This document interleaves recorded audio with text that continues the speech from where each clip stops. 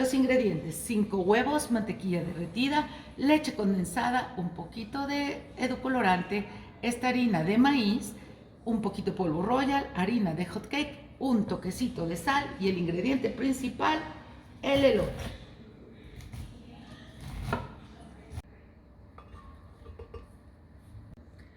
Voy a licuar todos los ingredientes.